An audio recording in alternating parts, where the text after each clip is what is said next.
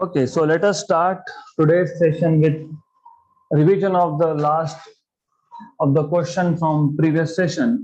तो हमारे पास एक चार्ज था 5 कूलम का, जिसको हमने एक स्फीयर के सेंटर पे रखा है और उस स्फीयर का रेडियस 1 मीटर है. What is the flux passing through the sphere? ऐसा आपको पूछा था. How will this value change if the radius of the sphere is doubled? तो first of all question is simple.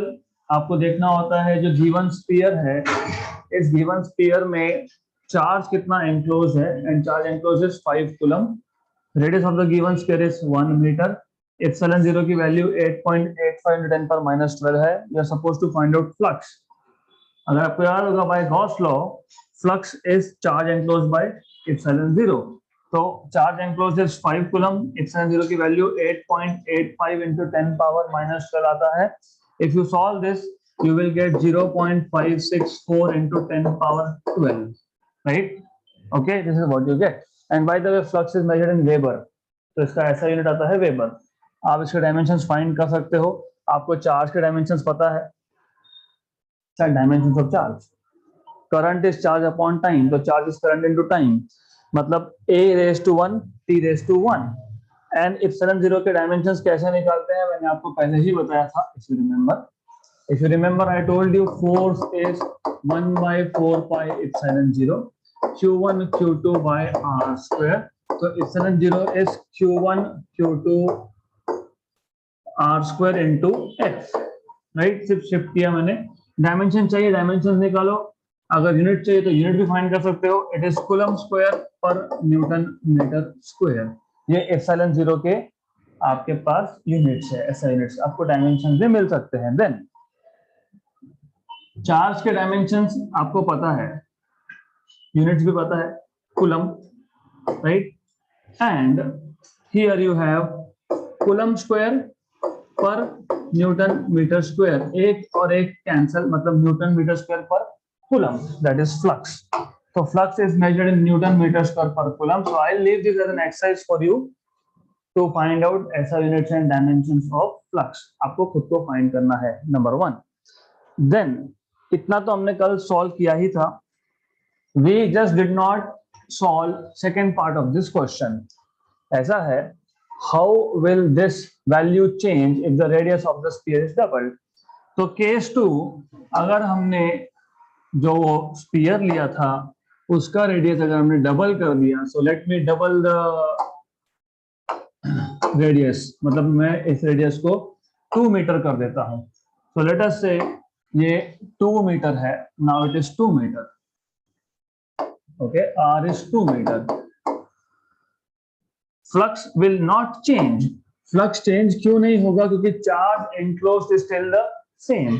यहाँ पे कितना चार्ज था? 5 कूलम. यहाँ पे कितना है? 5 कूलम. तो चार्ज इज स्टिल सेम. तो आप बोल सकते हो since charge enclosed is the same and hence flux will not change. मतलब जो वैल्यू पहले केस में थी फ्लक्स की, वही वैल्यू सेकेंड केस में आएगा, right? Okay, so this is how you are supposed to solve.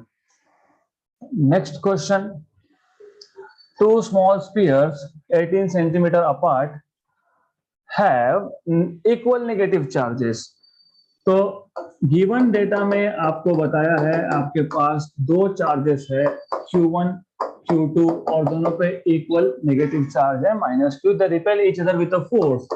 आपको फोर्स की वैल्यू बताई है, F is equal to 6 × 10⁻⁻8 Newton, right? And they are asking you find out what is the total charge on both spheres. So you are supposed to find out what is Q1 and Q2. Okay, so formula बहुत simple है because you already know. Formula for force between two charges: F equal to 1/4 pi epsilon 0 Q1 Q2 by r square. Very good. So solution is again simple because we are supposed to find out charge. आपके case में दोनों charges same है, minus q and minus q, तो यहां पे you will get q square, क्योंकि minus q into minus q is q square by r square. Therefore, you will have q square equal to force into r square into 4 pi epsilon 0 upon nothing, right? Nothing. सिर्फ f r square into 4 pi epsilon 0. First of all, do not solve like this. क्यों? क्योंकि गड़बड़ कहाँ होती है बता देता हूँ. What is 1 upon 4 pi epsilon 0? नहीं. Sometimes आपने ये 4 pi epsilon 0 को ऊपर लिख भी दिया, तो now you just said 1 upon 4 pi epsilon 0 की वैल्यू 9 into 10 पावर 9. वो न्यूमरेटर में लिखना है या डिनोमिनेटर में लिखना है? डिनोमिनेटर में. 1 upon 4 pi epsilon 0. 1 upon 4 pi epsilon 0 की वैल्यू होती है 9 into 10 पावर 9. तो 4 pi epsilon 0 की वैल्यू क्या होगी? 1 upon 9 into 10 पावर 9. ओके, इधर बी केयरफुल विद दैट. या फिर अगर आपको लगता है कि गलती होने के छोटा सा भी चांस है, तो फोर्स की वैल्यू कितनी? 6 into 10 पावर माइनस 8. इसकी value 9 into 10 power 9. Q square तो फाइंड ही करना है. आर स्क्वायर, आर 18 सेंटीमीटर था. मैंने पहले बताया था कि जब आप गिवन पैरामीटर लिखते हो वहीं पे ऐसा यूनिट में कन्वर्ट करना है, तो कन्वर्ट कर लो इसको. Then you will put 18 into 10 power minus 2 का square. Correct. What is 18 square? 324. Very good. तो ये आ जाएगा आपका. First of all you can just simplify this also. 2 and 3 जा, तो 2 into 10 पावर माइनस 8. एक काम करो, इसको मैं यहां लाता हूं 10 पावर 9, फिर उससे उसको ऊपर लेके जाता हूं, मतलब minus 9. Minus 18 minus 9 is minus 17. तो ये आ जाएगा माइनस 17. ओके, ये 3. ओके, ये 3 आ गया यहाँ पे, सिर्फ 3 को शिफ्ट कर दिया. Then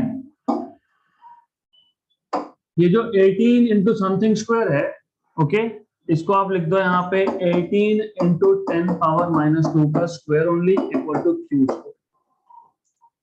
right. मैंने ऐसा क्यों किया? Because for very obvious reason, मैं इसका स्क्वायर कर सकता था, एज शी सेड 18 + 3 24. हाँ, लेकिन आपको क्यू चाहिए, you don't want Q square, तो बेटर जब स्क्वायर रूट लोगे तो डायरेक्टली इसका स्क्वायर रूट. ओके, तो देन नाउ अगेन, या तो 2/3, you should know what is 2/3, 0.66. तो रफ कैलकुलेशंस कैसे करना है वो भी सीखते जाओ. I will go little slow but you have to learn. अगर आपको सिर्फ approximately, by the way, state board में आपको एग्जैक्ट आंसर लिखने होते, आप एग्जैक्ट आंसर के लिए लॉग टेबल का यूज करते हो, फिर लॉग निकालने के बाद एंटी लॉग लेना पड़ता है, तो समटाइम्स यू में गो रॉन्ग कैलकुलेशन करते वक्त. तो रफ कैलकुलेशन कैसे करते हैं, how to check if you are right और रॉन्ग. तो 2/3 मतलब 0.66. Okay, can I write down 0.66 as 66 into 10 power minus 2 into 10 power minus 17. Right. और यहां तो था ही वो 18 into 10 पावर माइनस 2 का square equal to Q square. Correct. Now can I do, इसको -1 कर देते हैं और इसको 18 लिख देते हैं, चलेगा? गुड. तो अब जब मैं स्क्वायर रूट लूंगा 66 मतलब रफली 64, अप्रोक्सीमेटली 64 का स्क्वायर रूट 8. 10 पावर माइनस 18 का -9, इसका तो स्क्वायर रूट लोगे तो ये मिलेगा 18 into 10 पावर माइनस 2. और ये 10 पावर माइनस 1 रह गया था, 1/10 हो गया. 1/10 हो गया तो नीचे आ जाएगा √10 इक्वल टू आ गया Q. Okay, good. Then you know root of 10 is roughly 3.2, 3.14 ऐसा कुछ आता है. क्यों? क्योंकि what is 3.14 pi? What is pi square? 9.85. So roughly this is pi. मतलब this is 3.14 approximately. 3.14. So 8 into 18 into 10 power minus 11 upon 3 point something something. 1 are 6 are. This is 48. तो ये आ जाएगा आपके पास Q क्या value approximately 48 into 10 power minus 11 मतलब 4.8 into 10 power minus 10 coulomb. Right, this is rough calculation, approximate calculation. अगर आपको एग्जैक्ट करना है तो you don't have any other option but to use log table. Even then we can try Q का square, Q square का square root लोगे तो Q root 2 upon root 3. अब 10 पावर माइनस 17 में से 10 पावर माइनस 16 को अलग किया तो उसका रूट 10 पावर माइनस 8. राइट, और जो 10 पावर माइनस 1 बच गया था वो नीचे जाके 10 और उसका स्क्वायर रूट 10. और ये 18 into 10 power minus 2. Okay, now 10 power minus 8 and minus 2 is minus 10. तो देखो आंसर लगभग सेम ही आएगा. तो यहाँ पे आपको मिला 10 power minus 10 from these two terms. Root 2 is 1.414. तो 1.414. ओके, नीचे रूट 3 मतलब 1.732. ये 18 है और नीचे और एक रूट 10 है. मैंने अभी बताया था रूट 10 इज 3.14 रफली इंटू 18. तो आप अगर कैलकुलेशन करोगे वापस है, let us check. 1 and 6 yes, 3 1 6 रफली. Then 1.4 upon 1.7 how much? What is 1 by 1? 1. Very good. What is 1 by 0.9? A number greater than 1. 10 by 9. Okay. What is 0.9 by 1? 0.9 by 1 मतलब number less than 1. 9 by 10 less than 1. Numerator छोटा है, denominator बड़ा है, तो number is smaller than 1. ये ऊपर 1 और ये था 6 6 into a number smaller than 1 मतलब 5 के आसपास आएगा. सुशी, हमारा ऐसा भी 4.8 आया, वैसे करने के बाद भी 4.8 या 5 के आसपास इंटू 10 पावर माइनस 10 कूलम आ रहा है. तो रफ कैलकुलेशंस आपको सीखने पड़ेंगे, यू हैव टू लर्न. तो anyways what I will do is, मैं यहाँ पे अप्रोक्सीमेट, ये डबल टिल्डा मतलब अप्रोक्सीमेट होता है, अप्रोक्सीमेटली मैं लिख देता हूँ 5 into 10 power minus 10 coulomb. Exact calculation आपको खुद को करने हैं. तो what we did here, and by the way wait a minute, दोनों पे क्या था? Equal negative. तो जब आप स्क्वायर रूट लेते हो, what is square root of 4? Plus minus 2. तो दैट इज व्हाई यहाँ पे जब आप स्क्वायर रूट लोगे तो यू विल से माइनस, क्योंकि उन्होंने पहले ही बोल दिया है कि you have negative charges. So the moment you take square root, you put a negative and a negative here. Okay, so this is how you are supposed to solve this question.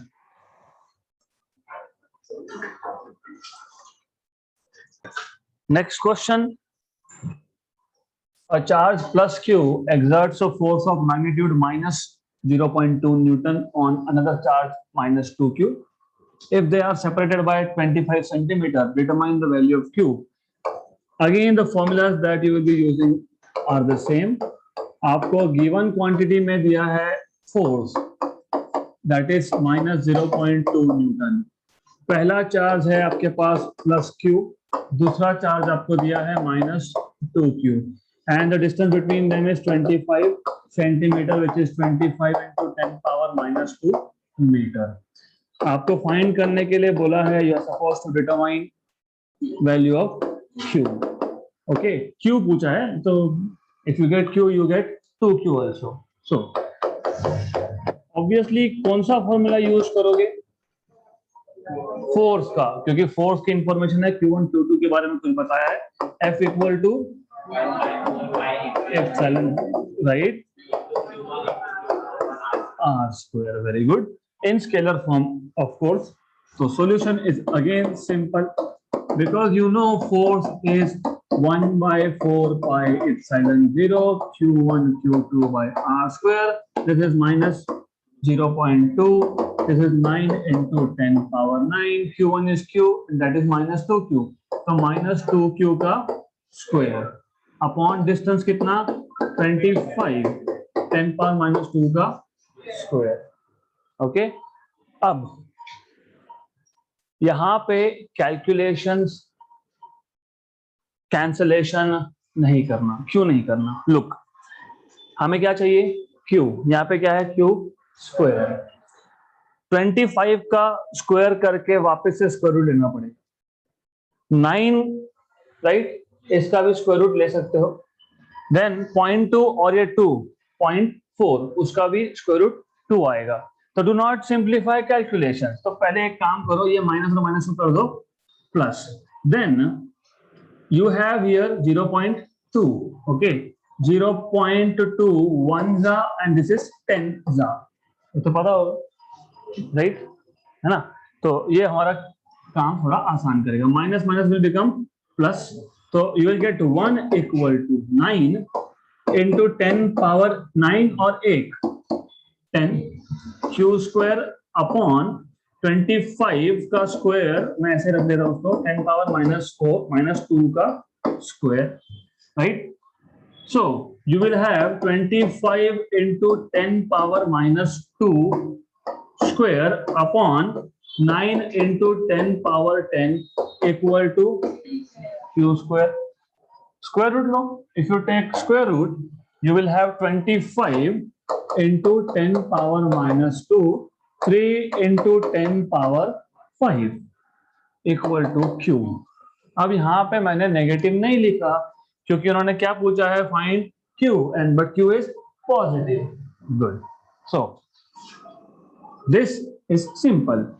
This is 1. This is 8.333.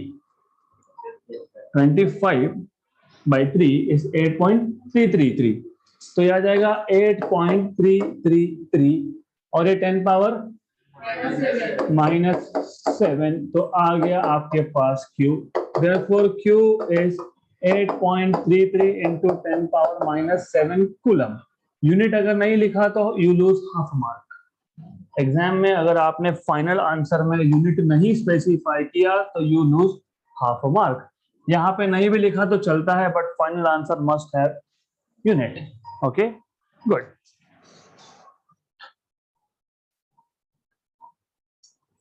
Next question.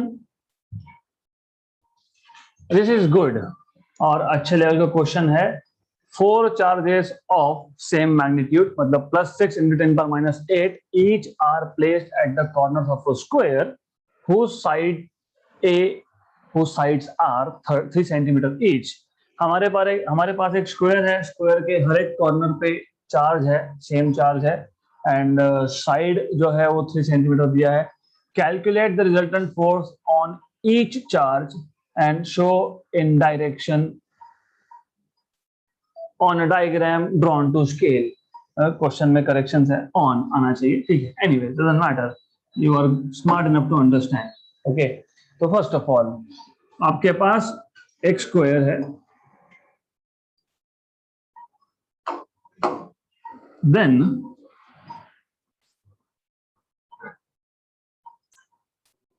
Okay, so you have a square.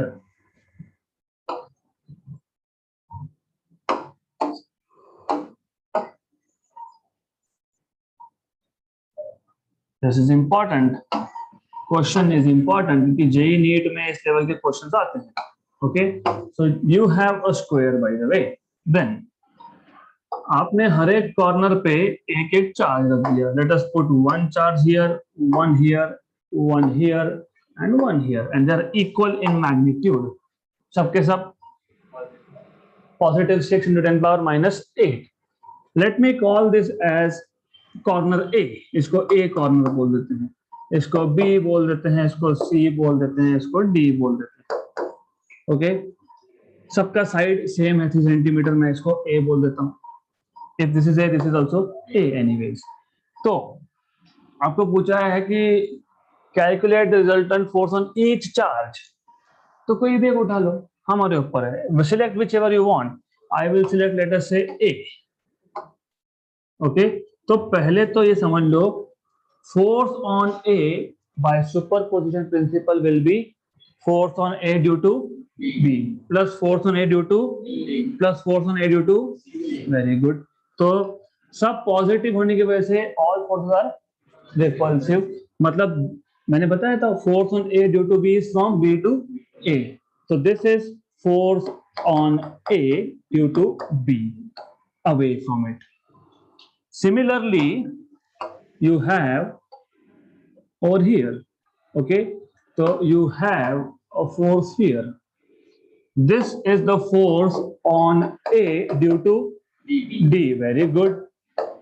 Good. Excellent. Ab, there will be another force on A due to C. तो ऐसा है, this is force on A due to C. Correct. But ऐसे questions को solve करते वक्त थोड़ा सा careful रहो. एक काम करो, ये जो force on A due to C है, इसको हम बाद में देखेंगे. Why? Because you know force on A due to D and force on A due to B, these are two vectors starting from the same point and the resultant will go along diagonal. Very good. तो हम start करेंगे पहले by finding out what is the resultant of force on A due to B and force on A due to D. तो सबसे पहला काम आपको ऐसा करना है कि पहले ये जो फोर्सेस है इनका आप देख लो. So let us first look at the forces. Okay, so it is something like this. आप समझ लेना, even if it is not a straight line, you can assume it to be a straight line. ठीक है. We'll try last try. Good. Yes. So this is a force acting on A due to B. Force on A acting on A due to D. D. Yes, D.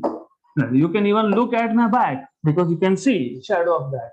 Okay. Anyways, so now here you will have resultant. Okay. Here you will have resultant of these two. तो ये आएगा resultant force Fr. किसका resultant? Force on A due to B and due to D. मैं बार बार इसलिए repeat कर रहा हूं because I know you must remember force किस पे डिपेंड करता है? Charge and distance. Okay, good. तो you know charge everywhere is the same. Yes. And in fact, in case of force on A due to B and force on A due to D, even distances are same. Very good. इसका मतलब आप बोलोगे, and by the way, do you also remember resultant का formula? Yes, sir. Yes. Resultant force का formula था magnitude wise root of FAB square plus FAD square. Yes, plus 2 FAB FAD cos of angle between the two forces, and angle here is 90. Okay, so good that you remember formula exactly, but then I also want कि आप लोगों को अब directly ये चीजें आनी चाहिए. It is okay if you write one extra step, cos of theta. That is okay if you want to write one extra step.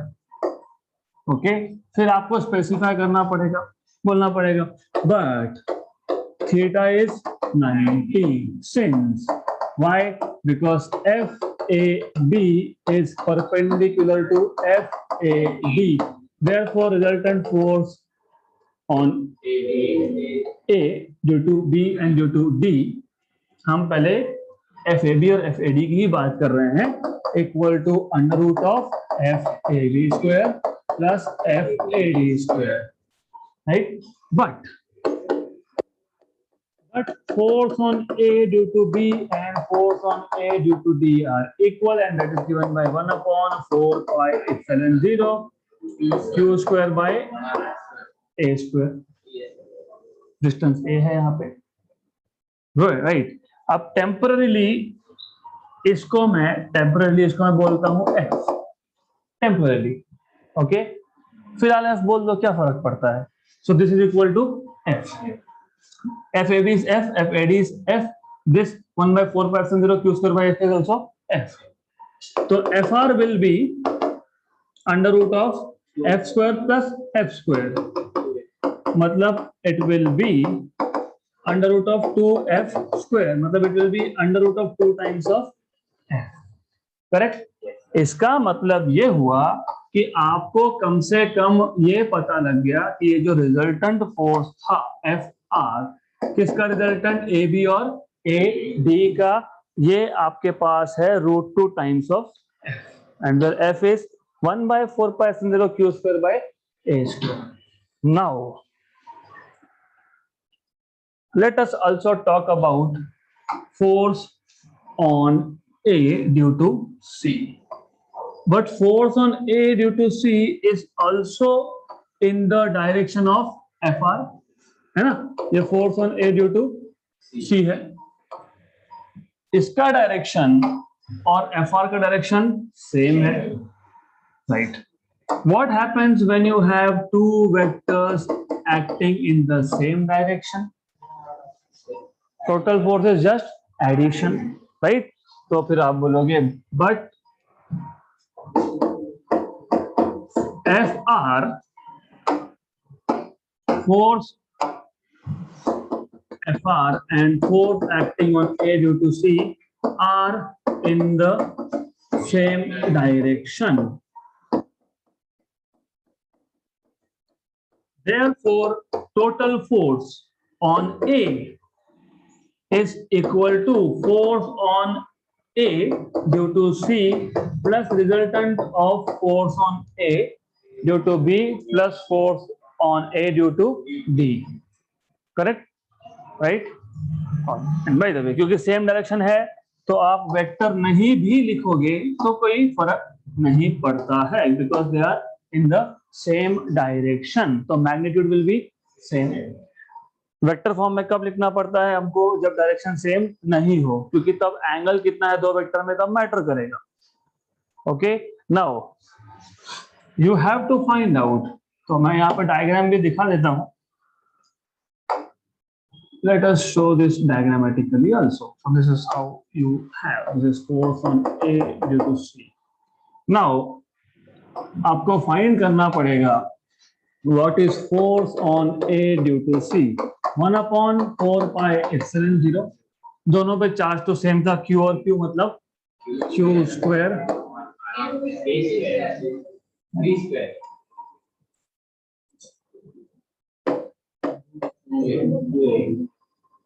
Diagonal hypotenuse, right? √2a का स्क्वायर, √2a का स्क्वायर. तो distance इसमें गड़बड़ करना नहीं, okay? Therefore total force on A is, अभी मैंने formula लिखा था, FAC plus FR, correct? Good. अगर आपको कैलकुलेशन सिंपल करने हैं तो सीखते जाओ ऑब्वियसली, नहीं तो क्या है, when if you start following each and every step your time will be gone. ये √2 का स्क्वायर मतलब वेरी गुड, ये 2 बाहर निकाल लिया, चलेगा. यहाँ क्या है बराबर, बट इसी को हमने F बोला था क्या F? Yes, yes, so can I write this as F by 2? Yes, so FAC is F by 2, but FR is √2F, is √2F. तो ये आपको मिलेगा इक्वल टू, F कॉमन निकाल, take it out common, f taken out common 1/2 plus √2, मतलब ये आएगा f 1 plus 2 √2/2, but f is now 1/4 pi epsilon 0 q square by a square 1 plus 2 √2/2. This value is 9 into 10 power 9. Q कितना था? 6 into 10 power -8, उसका square 36 into 10 power -16. A था 3 centimetre, उसका square 9, और centimetre 10 power -2 metre, उसका square -4. तो well I will do one thing, मुझे ना थोड़ा सा इसको सिंप्लीफाई करना है, तो एक काम करते हैं, because I don't want to increase number of steps, I will simplify this bracket right there.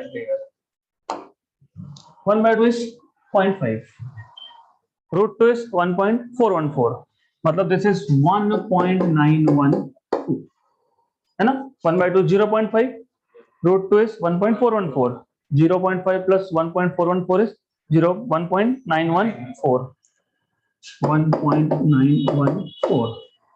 Cancel,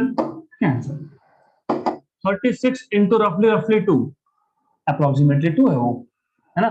is 72. मैं इसको अप्रोक्सीमेटली 70 मान लेता हूँ, अप्रोक्सीमेटली 70 मान लेते हैं.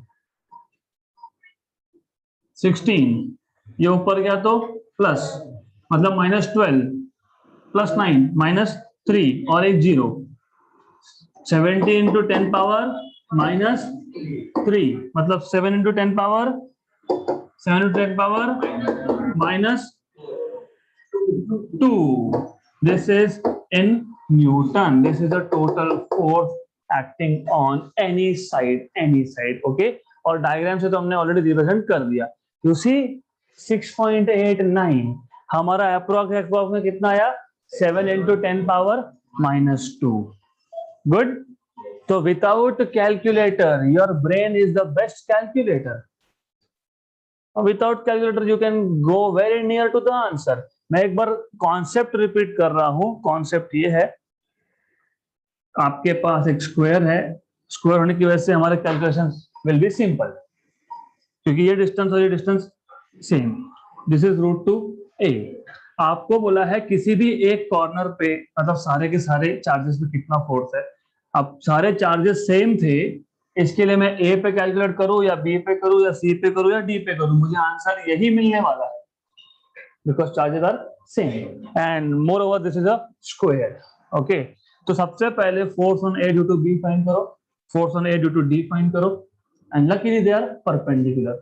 If the two equal forces are perpendicular, next time याद रखना, two equal forces if they are perpendicular, resultant is √2f. ये अभी तुमने अभी किया, f √2f. Two equal sides are perpendicular, then hypotenuse is √2a. मैंने आपको बताया था कि जो रिजल्टेंट फोर्स होता है स्क्वायर का, वो हाइपोटेन्यूज ही तो होता है. Do you remember? You have to remember, you need to know you can move the force wherever you want. यहाँ पर रख दिया, बन गया resultant force hypotenuse. Yes, FAD क्या था? f. FAB क्या था? f.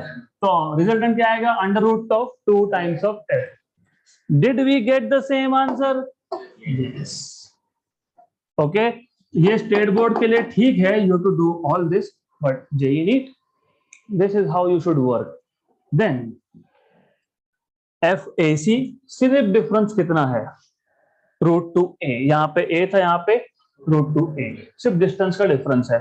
तो जब डिस्टेंस का स्क्वायर होता है, कहाँ होता है? डिनोमिनेटर में. तो वहां पे एक्स्ट्रा 2 मिलेगा. कहाँ मिलेगा? डिनोमिनेटर में, right? Try to connect. Force is 1/4 pi epsilon 0 q square by distance square. पहले जो भी कैलकुलेशन आपने किए हैं, it is with distance a. Now it is √2a, और डिस्टेंस का स्क्वायर कहाँ होता है? डिनोमिनेटर में. तो डिनोमिनेटर में एक्स्ट्रा क्या देखेगा? 2. मतलब force on a due to c will be half of force on a due to b, मतलब f/2. करेक्ट? राइट. पहला था हमारे पास √2f और ये है f/2, मतलब √2 plus half into f, but f is 1/4 pi epsilon 0 q square by a square. Put values and solve, you get your answer. So this is how you are supposed to solve this question.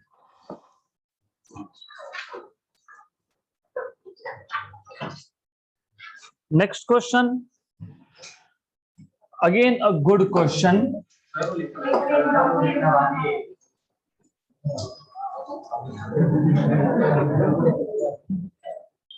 Next question.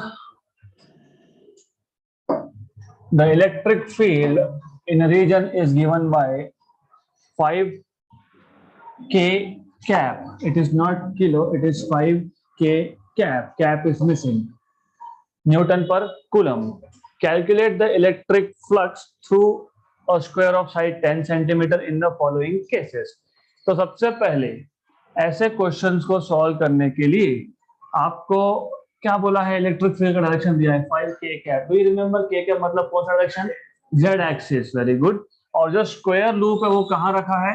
XY plane में. तो अब in such questions the first thing that you should do is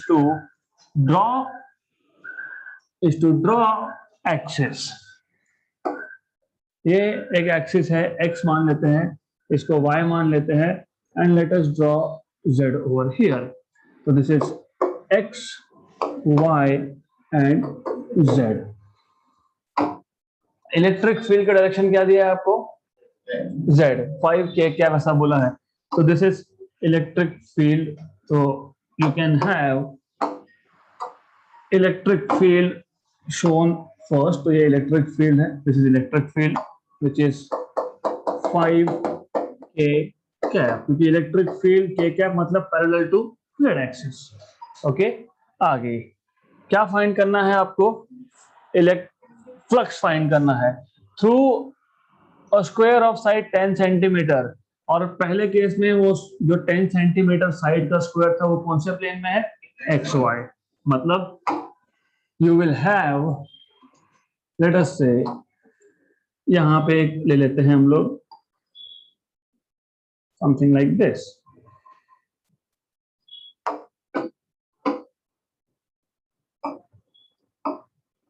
okay, तो assume you have a square kept over here, something like this. अगर square नहीं दिखता होगा, which is not looking at all, तो imagine कर लेना कि square है, because I am drawing a 3-dimensional thing on 2 dimension, so you have to imagine. Just imagine this is a square. Okay, so you have a square of side 10 centimeter. Good. Flux का definition याद है आपको? हाँ, correct, right, very good. I am asking mathematical definition. E bar dot ds bar. Very good. Which is, आप अभी ds बार लिखो या a बार लिखो चलता है. ये भी एरिया वो भी एरिया, सिर्फ ds मतलब स्मॉल एरिया. तो EA cos theta, where theta is angle between. मुझे एक बात बताओ, a बार डॉट b बार आपको याद है क्या था? AB cos थीटा किस में एंगल था? A और मैं यहाँ पर किस में होगा फिर? याद है आपको, कल मैंने बताया था दैट डायरेक्शन ऑफ एरिया का डायरेक्शन कैसे निकालते हो? Draw normal. एरिया का डायरेक्शन, कौन सा एरिया आपके पास? ये एरिया है, स्क्वायर. एरिया का डायरेक्शन निकालने के लिए एरिया पे ही नॉर्मल परपेंडिकुलर ड्रॉ कर दो. मतलब मैं यहाँ पे परपेंडिकुलर ड्रॉ करूंगा एरिया पे, राइट? तो वो परपेंडिकुलर मतलब ए बार किसके डायरेक्शन में है? E bar. Very good. मतलब एंगल कितना हो गया? 0. So in this case theta is 0. Why theta is 0? Because as you see, theta is 0 because normal to the area is in the direction of electric field, correct? Good.